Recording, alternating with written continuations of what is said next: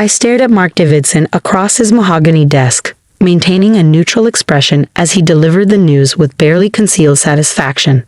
His words hung in the air between us. We're restructuring the department, and unfortunately, your position won't exist after next month. I see, I said quietly, watching his smirk grow wider. But before you go, he continued, leaning back in his leather chair, you'll need to train your replacement. Jennifer starts tomorrow. I expect you to show her everything about running our marketing division. Our marketing division. The irony of his words almost made me laugh. If only he knew. My name is Sarah Mitchell, and for the past 12 years, I've been the marketing director at Davidson Tech Solutions, or at least that's what everyone thought. The truth was far more interesting. 3 months ago, I had secretly purchased the entire company through a holding corporation I built over the years. Mark had no idea that the MKS Ventures that now own Davidson Tech was actually named after my initials, Sarah Catherine Mitchell. Of course, I replied, keeping my voice steady. I'll make sure Jennifer learns everything she needs to know. Mark nodded, clearly pleased with my docile response. Good. I knew you'd be professional about this. Too many people get emotional when they're let go. I thought about the stack of documents sitting in my lawyer's office, waiting to be filed tomorrow morning. Yes, emotions can certainly get in the way of business decisions. As I walked back to my office, I couldn't help but reflect on how I'd gotten here. 12 years ago, I'd started at Davidson Tech as a junior marketing associate. Back then, the company had been run by Mark's father, Robert Davidson, a brilliant businessman who saw potential in everyone, regardless of their gender or background. Under Robert's leadership, I'd flourished. He'd mentored me, challenged me, helped me grow from an eager rookie into a seasoned professional. When he promoted me to marketing director 7 years ago, he told me something I'd never forget. Sarah, success isn't just about making money. It's about building something that matters. But 3 years ago, Robert had passed away suddenly, leaving the company to his son. Mark had immediately started dismantling everything his father had built. The inclusive culture, the emphasis on innovation, the focus on employee growth. All of it replaced by a toxic environment of favoritism and short-term profit chasing. I watched as talented people were pushed out, replaced by Mark's drinking buddies and golf partners. The company's reputation began to suffer. Our market share started slipping, and our best clients began looking elsewhere. That's when I started buying stock. It had begun as a small investment, just a few shares purchased through my personal account. But as Mark's mismanagement continued, more shareholders started selling. I created MKS Ventures as a holding company and began acquiring larger blocks of shares, always staying just under the threshold that would require public disclosure. 3 months ago, when one of the major institutional investors decided to sell their entire stake, I saw my opportunity. Through a complex series of transactions orchestrated by my lawyer, James Chin, MKS Ventures acquired controlling interest in Davidson Tech Solutions. He still doesn't suspect anything. Maya, my best friend and the company's head of HR, asked later that afternoon. She was one of only 3 people who knew the truth about MKS Ventures. I shook my head, organizing files on my desk. Not a clue. He's too busy congratulating himself on hiring Jennifer away from our biggest competitor. Maya snorted. You mean the competitor that's been losing market share for the past 2 years? The one that's about to be investigated for financial irregularities? The very same. I smiled, thinking about the stack of research I had on both Jennifer and her former employer. Mark thinks he's making a power move. He has no idea what's actually happening. When are you going to tell him? Tomorrow morning. James is filing the paperwork first thing, and then we're calling an emergency board meeting. I paused, looking at the photo on my desk. Me and Robert Davidson at the company's 10th anniversary celebration. It's time to put things right. Maya nodded, understanding in her eyes. Robert would be proud of you, you know. You're not just saving his company, you're making it better. I felt tears prick at my eyes but blinked them away. There would be time for emotions later. Right now, I had work to do. The next morning, I arrived early. Jennifer was already waiting in the lobby, dressed in an expensive suit that screamed corporate climber. Her resume had looked impressive at first glance, but I knew better. I'd done my homework.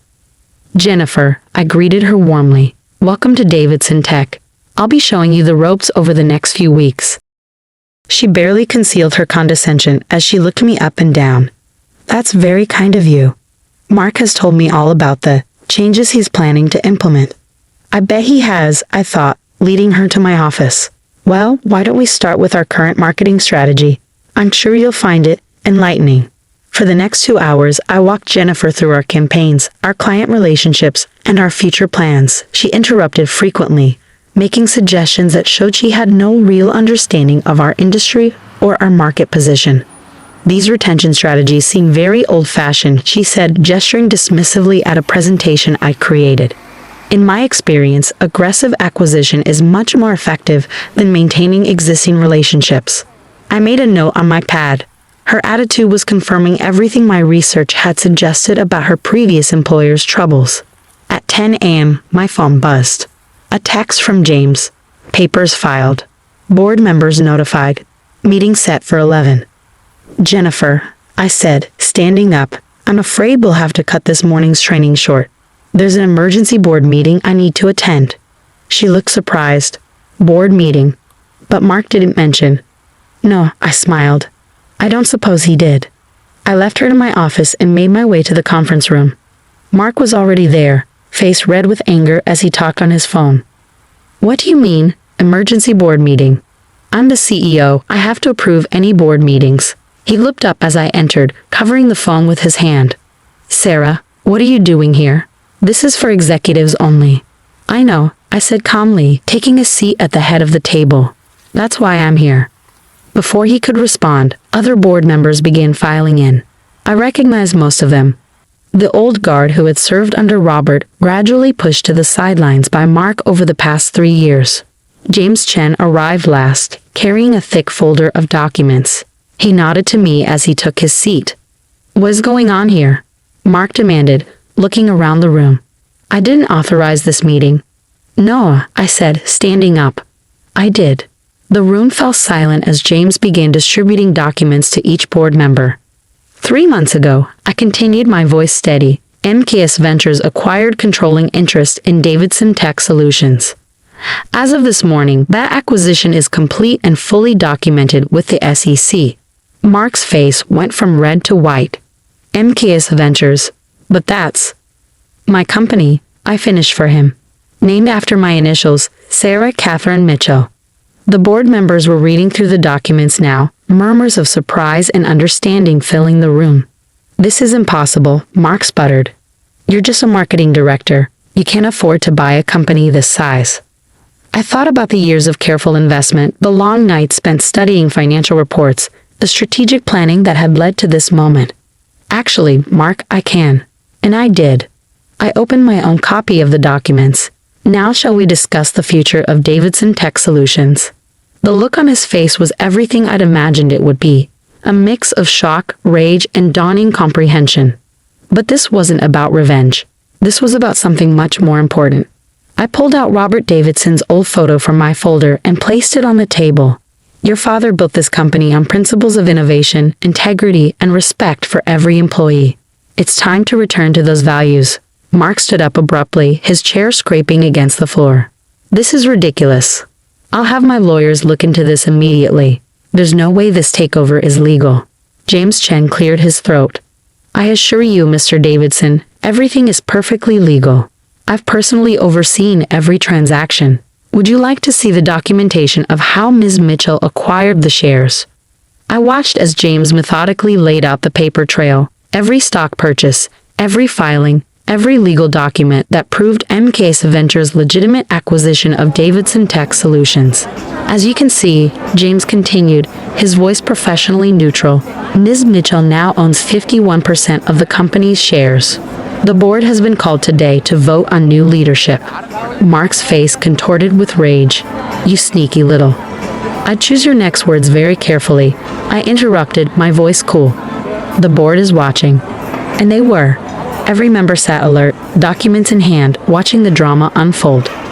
Many of them had worked with Robert, had seen the company's decline under Mark's leadership. Members of the board, I said, standing to address them directly, for the past 3 years, we've watched this company lose market share, valuable employees, and most importantly, its identity. The culture of innovation and integrity that Robert Davidson built has been systematically dismantled. I began distributing another set of documents, charts showing the company's declining performance under Mark's leadership. Our profit margins have dropped 40% in 3 years. We've lost 12 major clients. Employee turnover is at an all-time high. But more than that, we've lost our way. The board members nodded, examining the numbers. They'd seen the decline firsthand, even if they'd been powerless to stop it. This isn't just about numbers, I continued.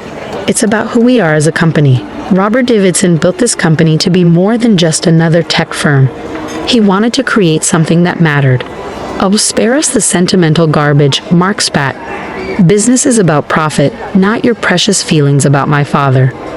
A board member, Janet Chen, no relation to James, spoke up. Actually, Mark, business is about sustainable growth and strong leadership, something we haven't seen much of lately. Others began nodding in agreement. The tide was turning. I moved to vote on new leadership, Janet said firmly. I second the motion, another board member added. Mark looked around wildly, realizing he was losing control.